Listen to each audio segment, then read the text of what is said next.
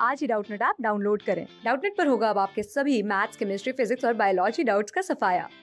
बस अपने क्वेश्चन की फोटो खींचो, उसे क्रॉप करो और तुरंत वीडियो सोल्यूशन पाओ। Download now.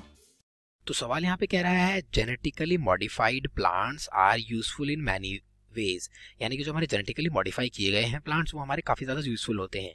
बात करनी है how would you convince farmers to grow genetically modified plants in their field, यानी कि हमें अगर किसी भी किसान को कन्विंस करना है, यानी कि उसको मनाना है कि हमारी ये जो जेनेटिक मॉडिफाइड प्लांट्स है वो उनको अपने क्रॉप फील्ड्स में उगाए, तो हमें ऐसे 3 रीज़न देने हैं आखिरकार वो क्यों अपनी जेनेटिकली मॉडिफाइड प्लांट्स को उगाएगा अपने फील्ड में। सबसे पहले बात करूं जेनेटिकली मॉडिफाइड प्लांट्स के बारे में, तो ये हमारे ऐसे प्लांट्स होते हैं जिनके जीन को हम ऑल्टर कर देते हैं जेनेटिकली इंजीनियर से। हाँ जी, इनके जीन के अंदर हम क्या डाल देते हैं, एक फॉरेन जीन डाल देते हैं, जिससे क्या होता है हमारे को जो डिजायरेबल कैरेक्टर्स हैं वो हमें देखने को मिल जाते हैं। हाँ जी, हम किसी के भी जीन में जेनेटिक मटेरियल में अगर मॉडिफिकेशन कर रहे हैं तो वो होता है हमारा जेनेटिकली मॉडिफाइड ऑर्गेनिज्म।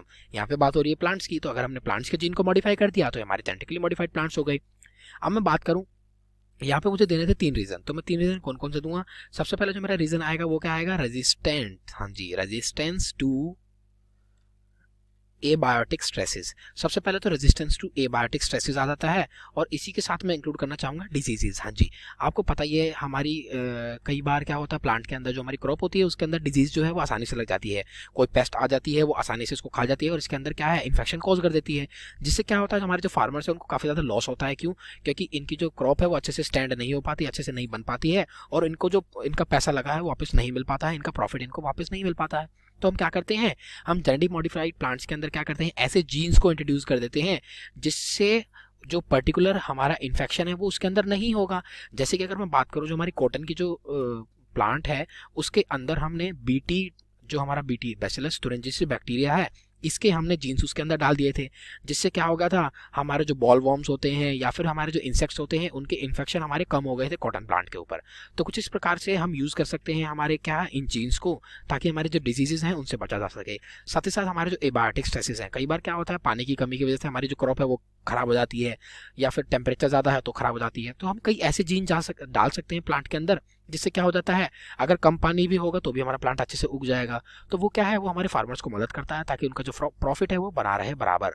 बात करूँ दूसरे रीजन के बारे में, दूसरे रीजन क्या होता है, यहाँ पे हमें मिलता है जो उनका मिनरल या फिर जो उनकी कैपेसिटी होती है किसकी, न्यूट्रिशन की, यानी कि जो हमारा न्यूट्रिशनल लेवल होता है जेनेटिकली मॉडिफाइड प्लांट्स में हम उसको भी इंक्रीज कर सकते हैं। हाँ जी, जैसे कि हमारे एक जेनेटिकली मॉडिफाइड राइस की स्पीशीज बनाई गई थी जिसके अंदर विटामिन ए की कैपेसिटी जो है हमने न्यूट्रिशन जो है वो हमने बढ़ा दिया था। तो कुछ इस हिसाब से हमारा जो vitamin A rich and rice थे वो यूज़ कर सकते हैं हम अपने डेली कंज्यूम फूड के लिए, जिससे क्या होगा हमारी बॉडी के अंदर जो है पर्याप्त मात्रा में विटामिन ए की मात्रा पहुंचती रहेगी।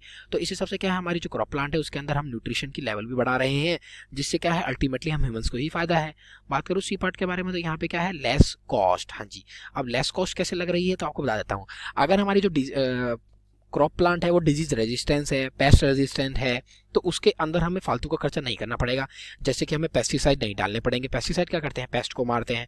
अगर हमारी प्लांट खुद ही कैपेबल है पेस्ट को हटाने के लिए, क्योंकि उसके अंदर ऐसे जीन्स है जैसे कि हमारी बीटी कॉटन का मैंने आपको एग्जांपल बताया था, तो हमें पेस्टिसाइड बाहर से नहीं डालने पड़ेंगे। साथ ही साथ अगर हमारी जो क्रॉप है वो हाई यील्ड दे रही है कम पानी के अंदर, तो मुझे फर्टिलाइजर्स भी नहीं डालने पड़ेंगे। ऐसे प्रोडक्ट्स को हम यूज़ नहीं करेंगे जिससे हमारी क्रॉप बढ़ती है, तो इससे क्या होगा हमारा जो फार्मर्स है उनका पैसा भी कम लगेगा, लो कॉस्ट में ये हमारा काम अच्छे से हो जाएगा। तो ये हमने 3 रीजन दे दिया कि आखिरकार जो हमारे फार्मर्स हैं उनको जेनेटिकली मॉडिफाइड क्रॉप्स की यूज करनी चाहिए। Thank you.